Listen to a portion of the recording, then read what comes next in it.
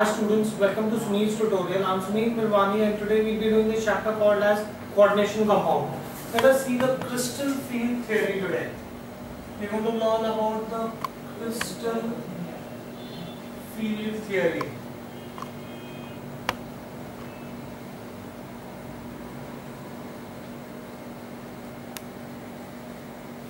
Crystal field theory. Now what is the crystal field theory? First of all, who developed this theory? This theory was developed by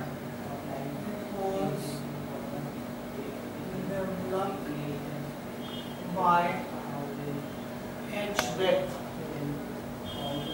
Theory was developed by H. Bell. Okay. Now what is the theory based on? It is based on the fact that the d orbital in the presence of certain metal ion would degenerate. The degenerate d orbital of a metal ion are splitted energy wise. The d orbital, you have 5 spaces in the d orbital, they would split energy wise. Why would they split energy wise? Due to the concentration of the central metal ion in specific position. Depending upon where the central metal ion is, there would be difference in energy where the central metal ion is and where it is not. So as a result, the d orbital would split into would split energy wise, and so I said that they would split energy wise due to the concentration of the central metal ion in certain specific position. Why? Because the energy of the orbitals lying in the direction of the central metal ion increases in comparison to the orbitals lying in between the central metal atom. I have a central metal atom here, I have a central metal atom here. Here the energy is going to be high, here the energy is going to be high, here the energy is going to be low. So the point where the central metal atom is, the energy is going to be high. So if you have the orbital which is present in the direction of central metal atom, the d orbital would split. It would acquire more energy and would split. That is the whole concept of the crystal field theory. So crystal field theory is based on this particular concept. Let's write the concept down, then we'll see the theory in detail.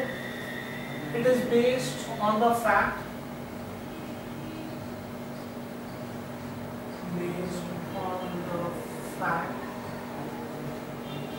that the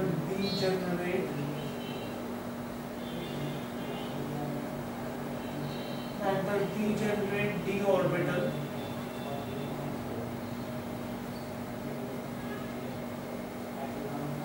of metal ions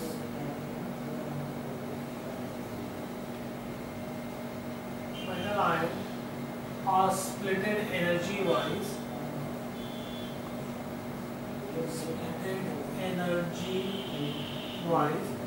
The d orbital of the central metal ion would be splitted energy wise. Why? Due to the concentration of central metal ion in specific position.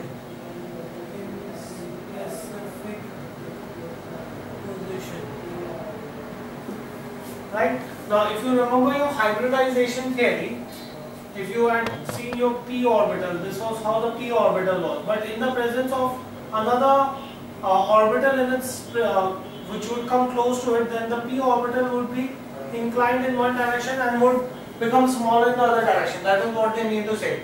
The d orbital are splitted energy wise due to the concentration of central metal ion in specific position. Fine. In specific position because the energy of the orbital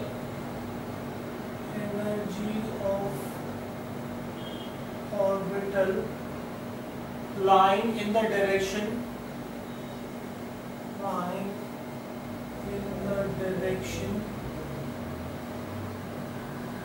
of central metal ion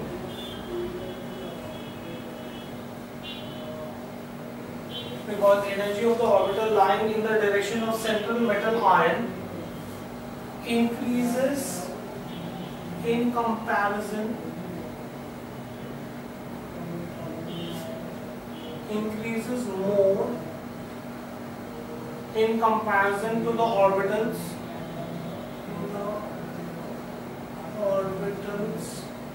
Lying in between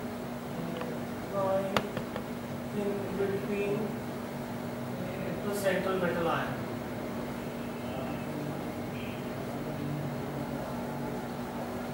That's the concept on which it is based, right?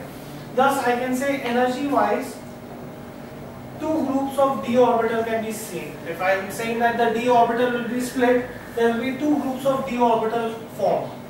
I can say thus, energy-wise, two groups of d orbital can be seen. One which will have higher energy and the other which will have lower energy. One group will have higher energy and other group will have lower energy. So one group will have high energy and the other group will have low energy.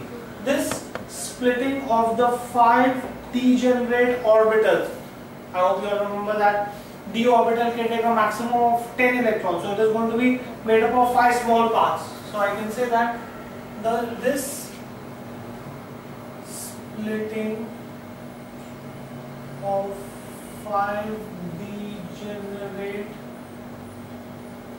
orbitals of metal,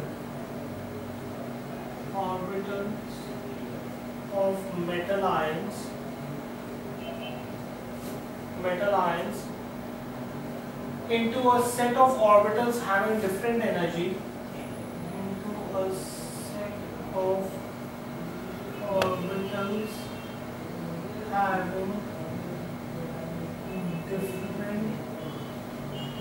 energies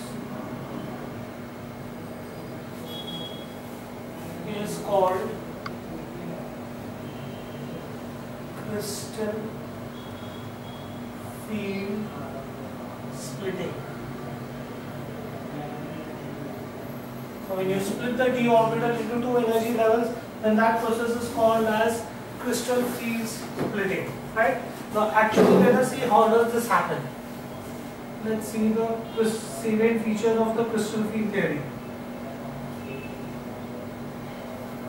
Features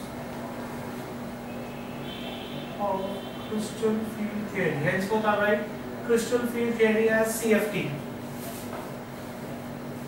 Now we'll start right from the basic. I can say in a complex the central metal atom is surrounded by various groups of atoms which are called as ligands. In a complex, the central metal atom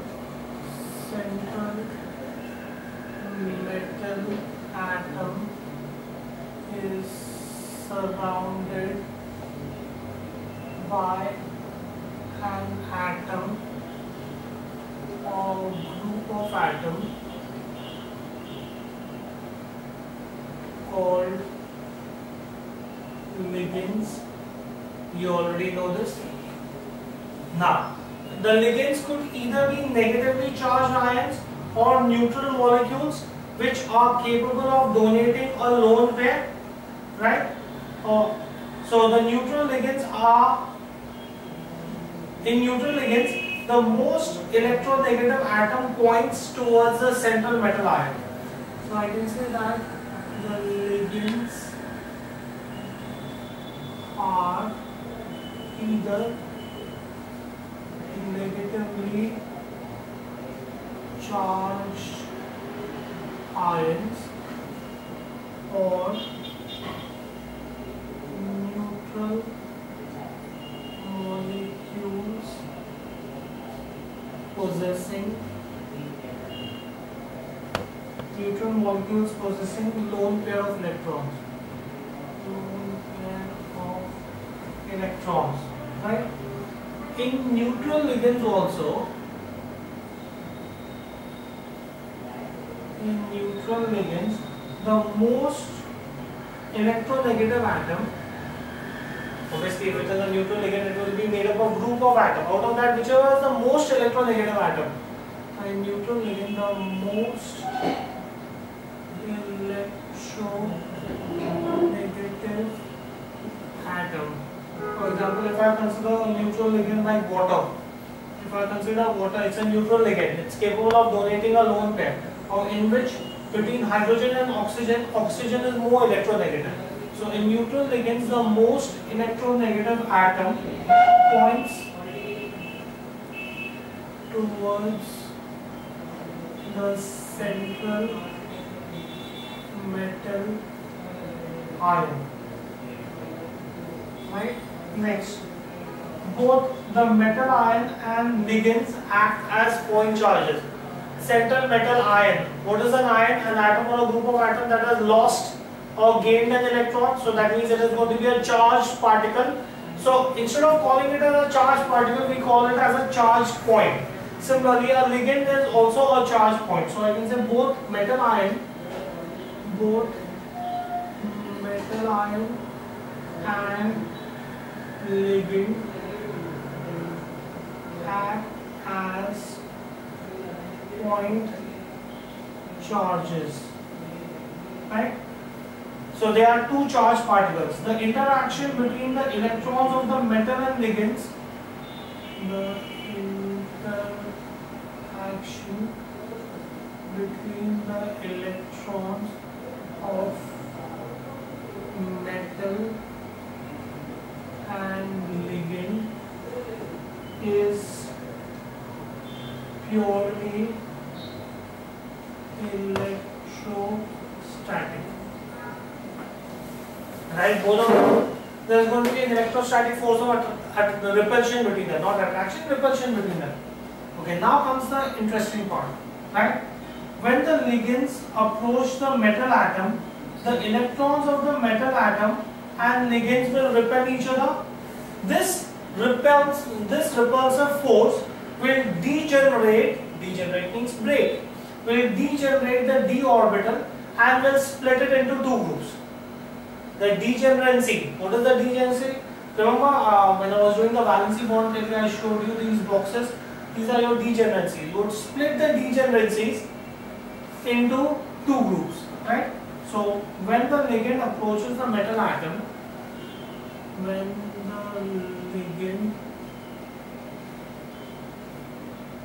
approaches the central metal atom,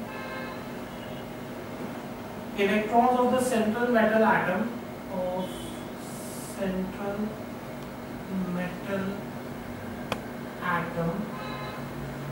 and those of ligands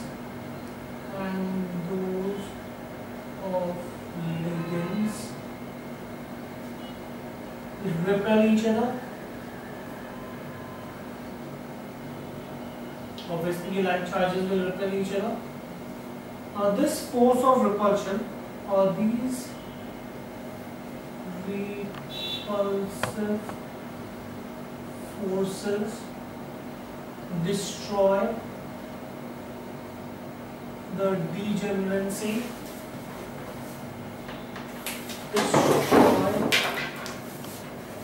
degeneracy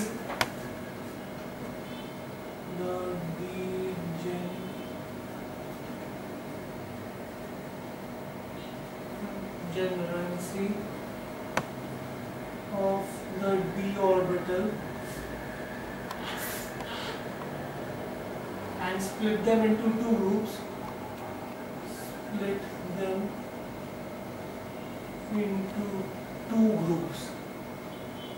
The two groups are called T2G and EG group. So the repulsive force will split the d orbital into two groups. One group will be called as the T2G group and the other is called as the EG group. Right? This effect is called as crystal field splitting. This effect is called crystal field splitting. Right? Now, the difference in the energy between these two sets is called as the crystal field splitting energy. The difference in the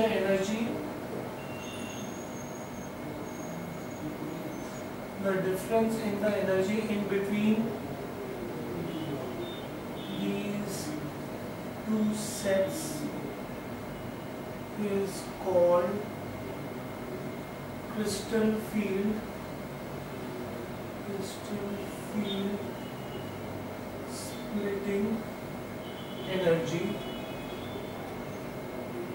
and is represented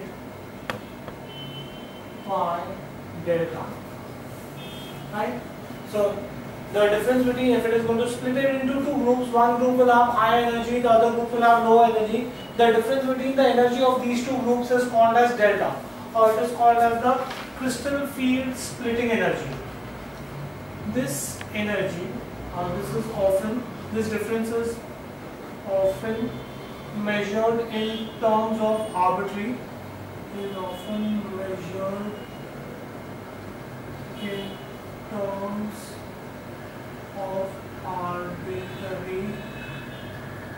taken as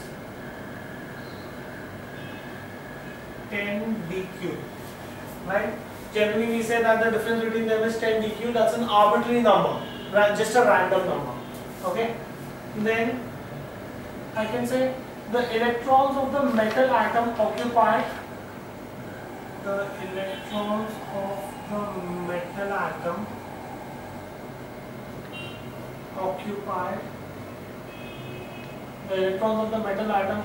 splitted d orbitals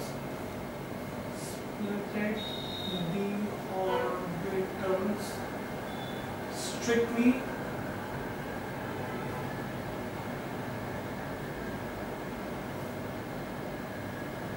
in accordance to Houns's rule.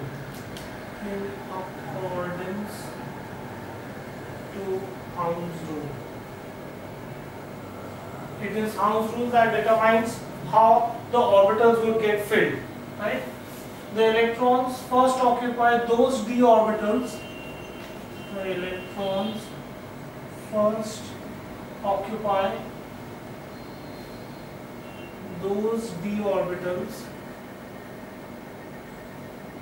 Which suffer less repulsion.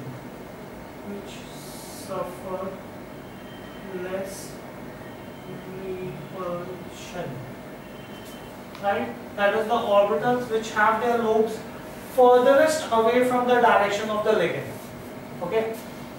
So those orbitals will get filled which have which are under the influence of less repulsive force from the electrons of the ligand. Right? You have orbitals, the d orbital has split into two parts.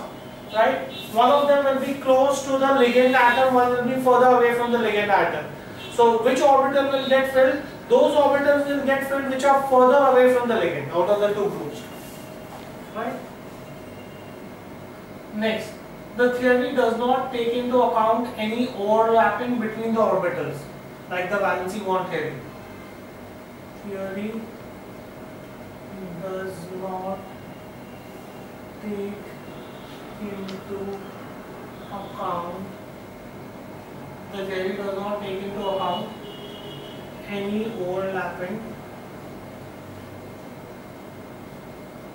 overlapping between the orbitals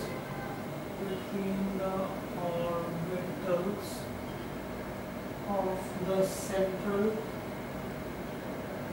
metal atom and those of ligands.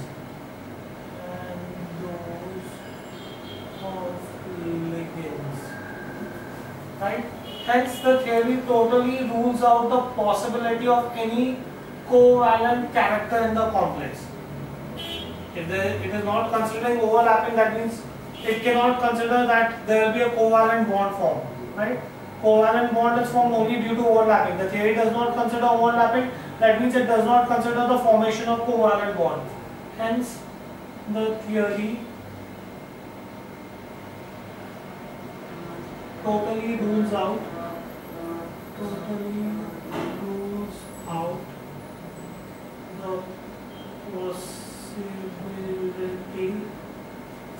the possibility of any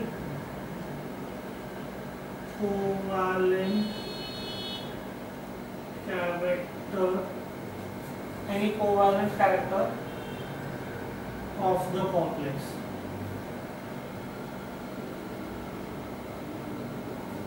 Right? Now, the stability of the complex can be known by the magnitude of the crystal field stabilization energy. Right?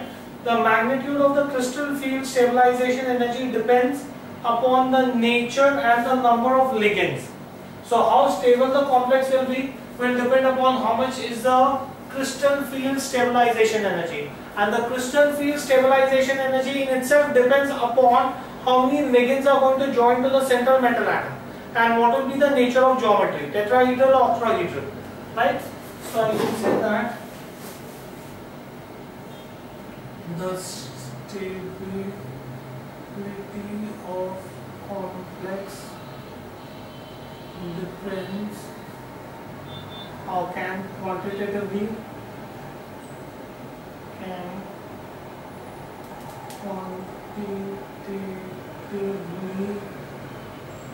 be known by the magnitude,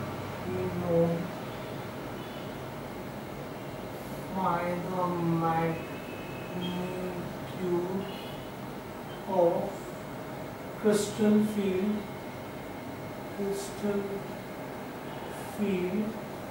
stabilization energy.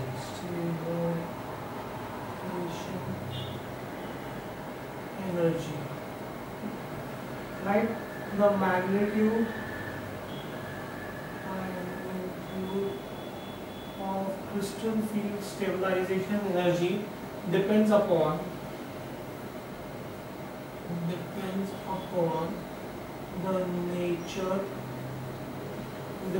the nature and the number of ligands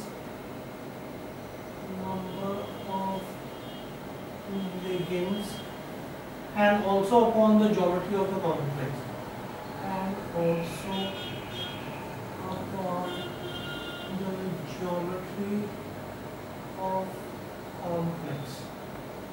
right? Okay, so that is what is your crystal field stabilization or crystal field theory. Now, what are the drawbacks of this theory? Limitations of crystal field theory. First of all, the theory explains only about central metal atoms or central metal ions which are of d orbital. What if the central metal ion is of s or p orbital? It does not tell you anything about that. Right? The theory explains only about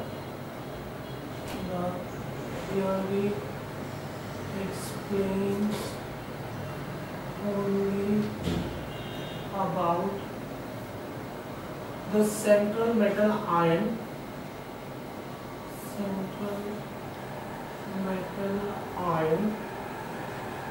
with d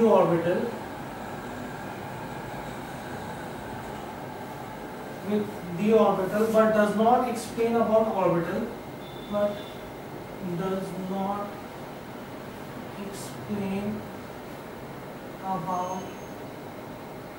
orbitals like S and P.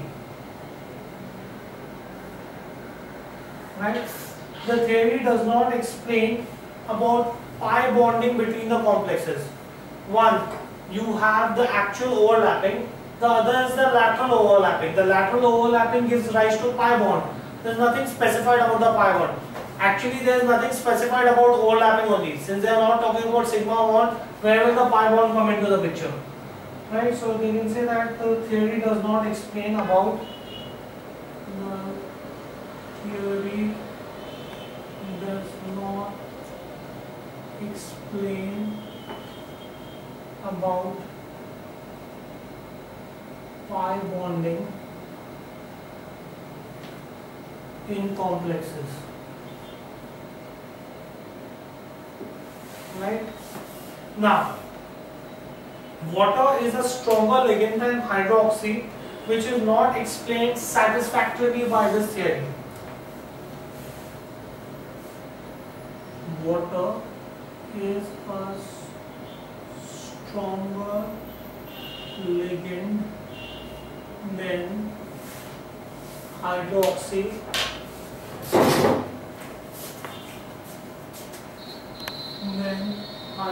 ion, which is not explained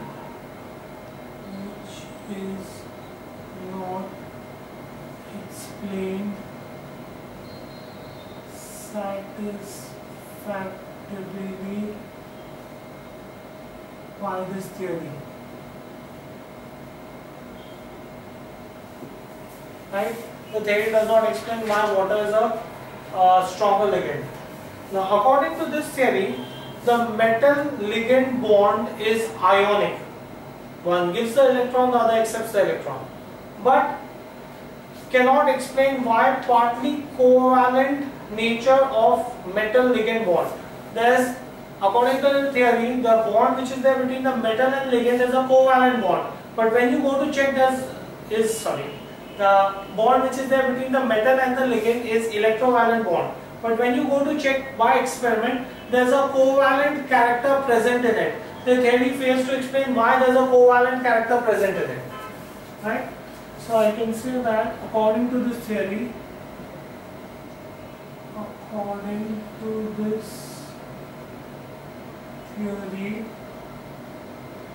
metal ligand bond is ionic. Ionic means by give and take of electron, but cannot explain partly covalent nature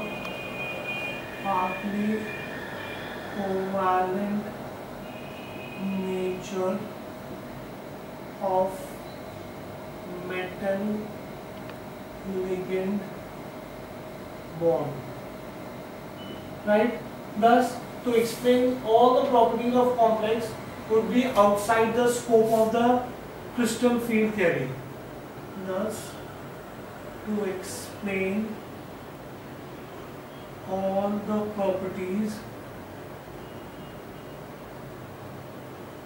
of complexes will be outside the scope,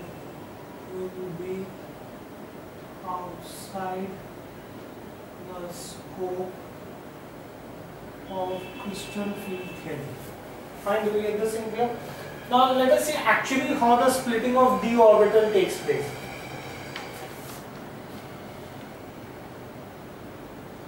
Splitting of d orbital in octahedral complex. Right? Now, in an octahedral complex, the energy, remember I told you that the d orbital is split into two sets of groups. One of them is called as T2g and the other is called as EG. Right? In octahedral complex, the EG acquires more energy than T2g. See, suppose if I hang this way, I'll first represent this to you with the help of a diagram. This is my d orbital.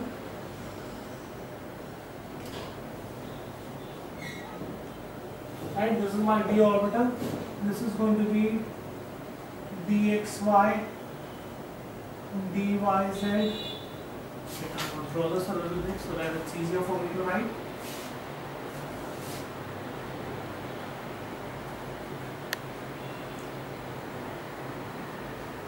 This is dxy, this is dyz, this is dzx, this is dx square minus y square, and this is dz square.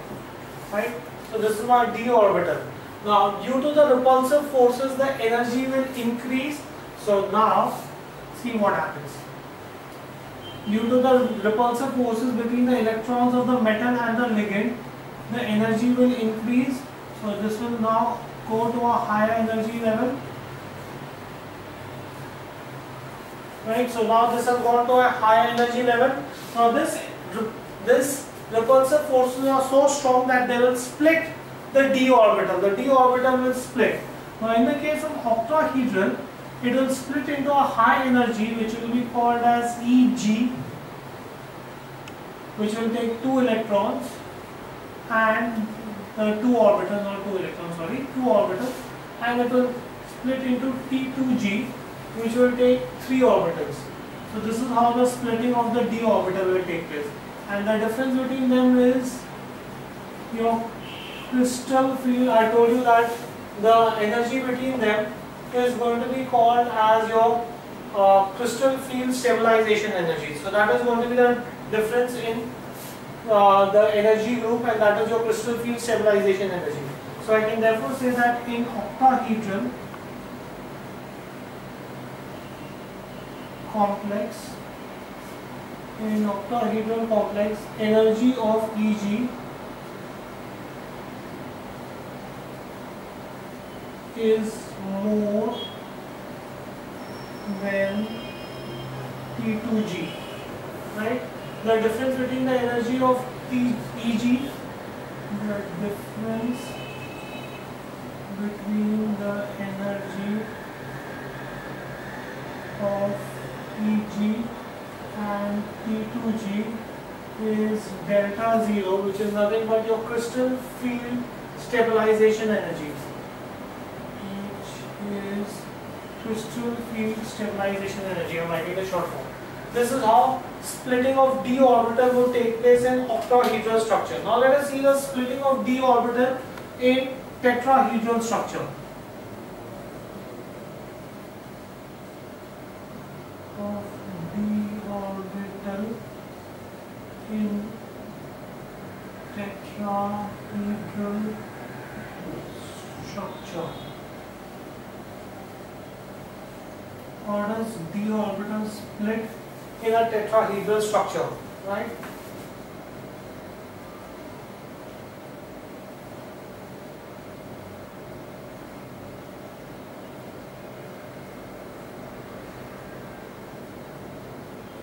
Right, so this is dxy, dyz, dzx, d x square minus y square and dz square. Right? Now, when there is a tetrahedral structure, first of all, the electrons of the metal ion and the ligand will come close to each other. As a result, there will be some repulsive force that will increase the energy of the d orbital. So the energy of the d orbital increases. Here is the energy increasing. Right? Then there is a strong repulsive force which will break the d orbital. Right? Now when it breaks the d orbital, the T2G acquires greater energy. So here you will have the T2G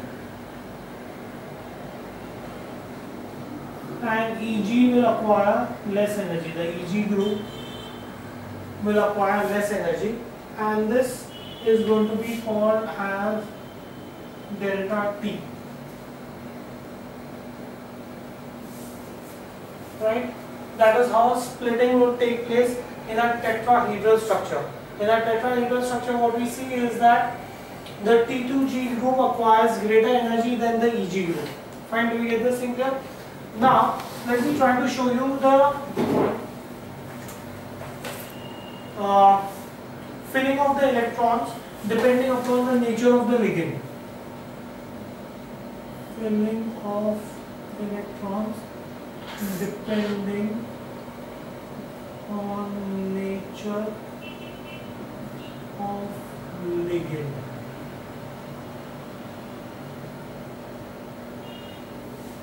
Right? Let's see the electronic configuration. We'll make 3 columns. Electronic configuration We are going to see for octahedral structure. I already showed you the splitting. In octahedral, the Eg will acquire more energy than the T2G. And let's see number of unpaired electrons, right? So, how will the octahedral structure be? This is 1, 2, 3, 4. The first three, the lower energy is going to be my T2G, and my high energy is going to be Eg, right? Let's assume that there is only one electron, D1. Let's assume my electron configuration is D1. So D1 would go in the third empty space of the T2G, Hound's rule. Okay. First they have to get filled in the same spin, right? Then you would have, suppose if I had D2, then one electron would go in the T2G and the second electron would also go. You have the first electron that would go in the T2G,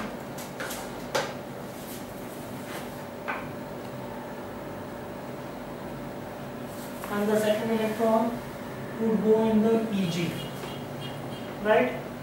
So here you would have two unpaired electrons. If the electron configuration is D3, T2G, Eg, Eg, three unpaired electrons, right? Now starts the structure. Suppose if there are four, if the electronic configuration is D4, then there are two possibilities that you could have. Either you could have two electrons here, one electron in the Eg and one electron with one spin in the Eg, right? Or you could have all four electrons here. So you will have one this way, 1, 2, 3, 4. These are the two possibilities that you can have. I am writing the first possibility as S and the other possibility as W. In this case, I would get two unpaired electrons, and in this case, I would get four unpaired electrons. These are the two different types of configuration that I can have with electronic configuration D4, right? Now with electronic configuration D5, suppose if the electronic configuration is D5, so in that case, again there could be two possibilities. The first possibility I am going to call it as S, wherein you would have two of Tg would be filled and one will go in Eg. Or I could have an electronic configuration where you would have all five same direction. So you would have 1, 2, 3, 4, 5. Right? In this case, there will be only one unpaired electron. In this case, there will be 5 unpaired electrons. Right? Do you get this in here? Next, let's see with. So there are two possibilities there. Next, let's see with D6.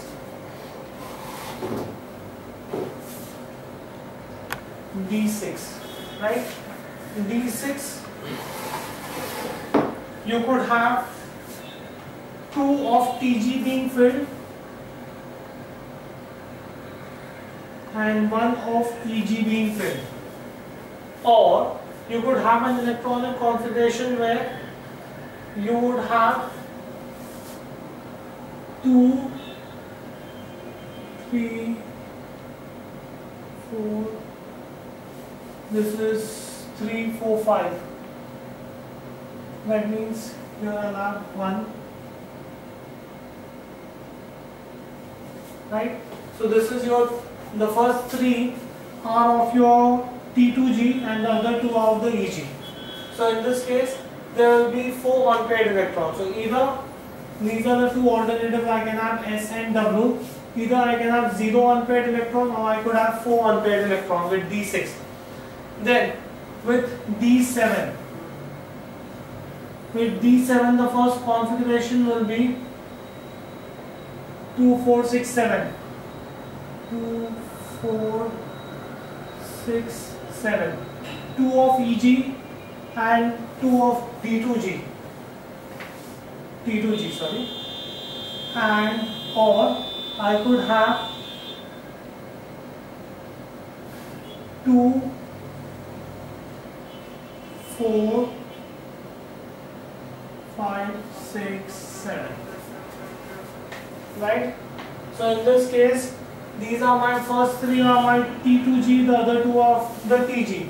So either I could have 1 unpaired electron or I could have 3 unpaired electron, 2 possibilities. Depending upon the nature of the ligand, these are the different possibilities of electronic configuration I can get. This was D7 with D8. I could have 2, 4, 6, 8. So 2 from here and 2 from there. 2, 4, 6, 8.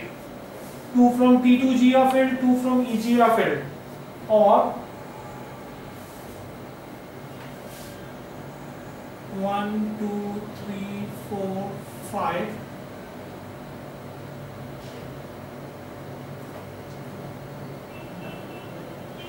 6, 7, 8. Hound's rule. So either I could have 0 or I could have 2 half-filled orbitals. Right? 2 alternatives. One is the first alternative and the second alternative. These are my 2 alternatives I could have. Then with D9. D9. So in that case, I will have all the 3. 2, 4, 6. These are my T2G. 7, 8 and 9. Right? Or I could have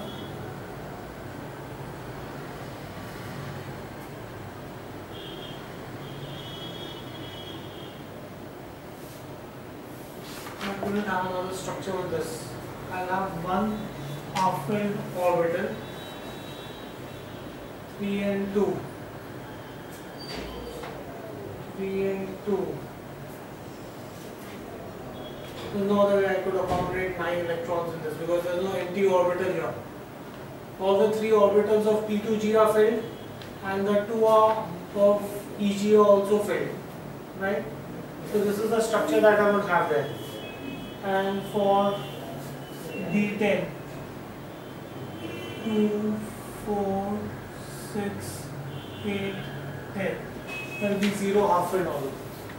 Right? So those are the different types of electronic configuration that you can have after splitting of the d orbital. Now let us see how the color of the complex. This was 6, 7. Color of complex compound is determined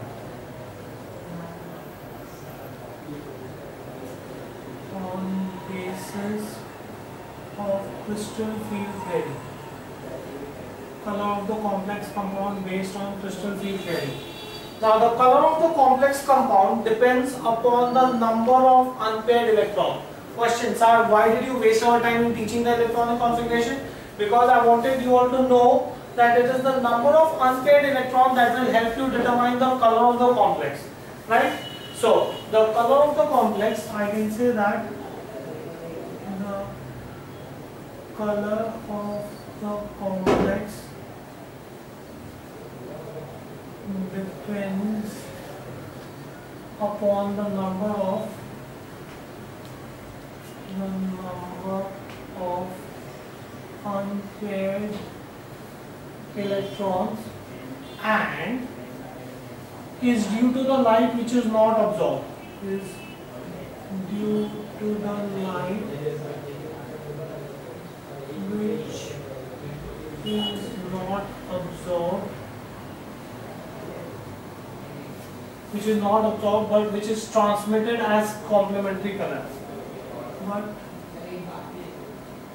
which is transmitted as complementary color.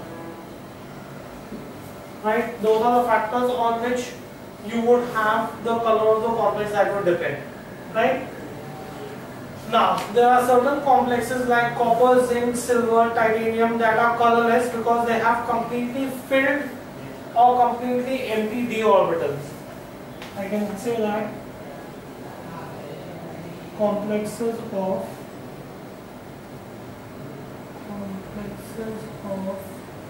copper ion, zinc ion, silver ion, titanium ion are colorless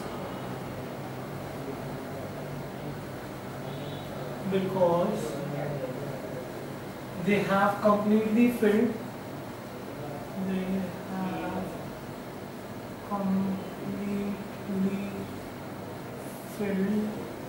or completely empty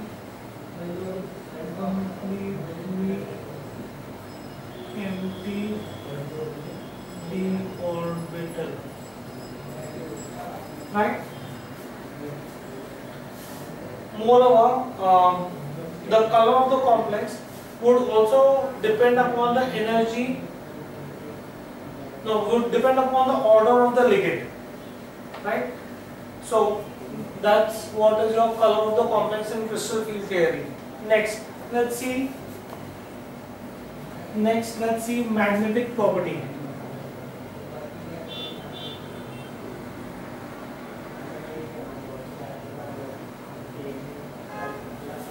Magnetic property.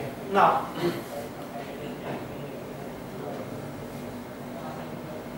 complexes having only one electron will have one unpaired electron, will be paramagnetic, right? So that would depend upon how my crystal field splitting takes place. The magnitude of crystal field splitting determines the magnetic properties. The magnitude of crystal field splitting determines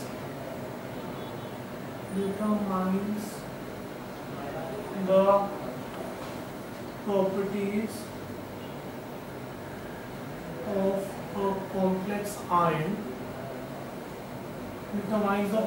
a complex ion, right? Ions having only one electron,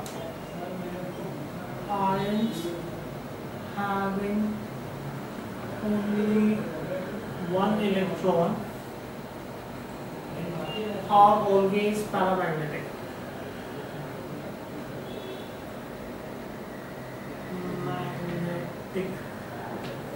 Fine, do we get this thing here? However, for ion with several d electrons, the situation is very complicated. You will have to see what kind of electronic configuration it has. Let's consider octahedral structure, right? Let's consider for ion with several electrons in d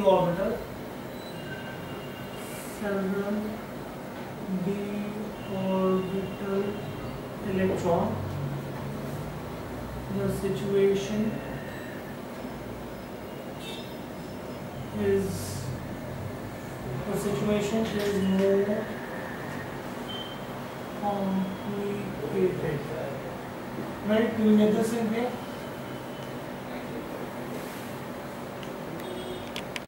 Let's consider an octahedral structure. I can say that, suppose if I consider octahedral complex,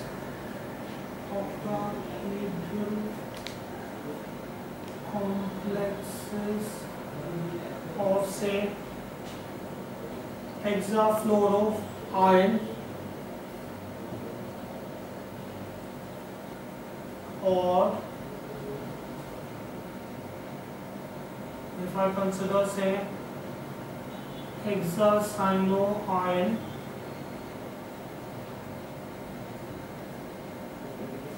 right?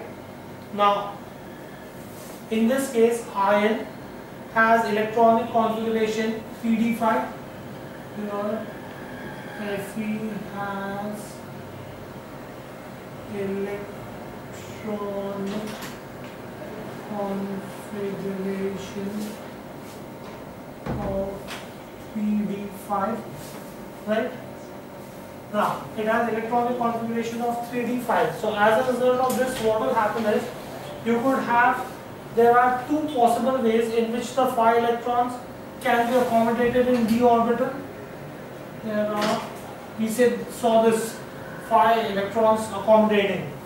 There are two possible ways in which 5 electrons can be accommodated. 5 electrons can be accommodated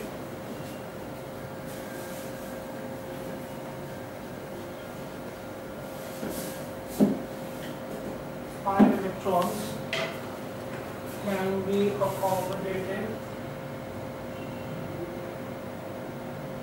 5 electrons can be accommodated in d orbital.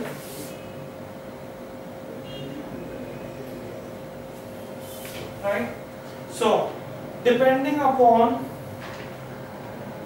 which is more stable,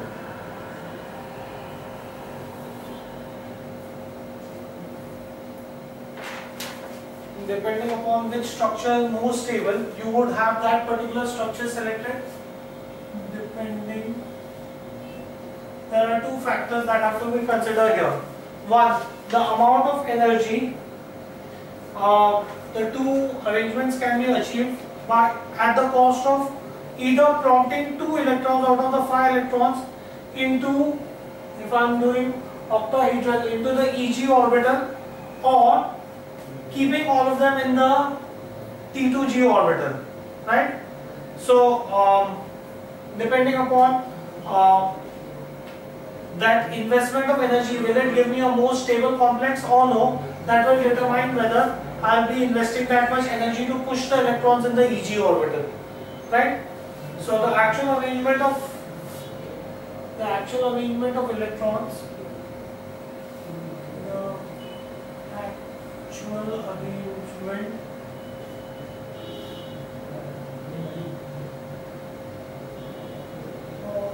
electrons is determined. Actual arrangement of electrons is determined by the amount of stability gained by having maximum parallel spins, that is completely filled orbital, versus the investment in energy required,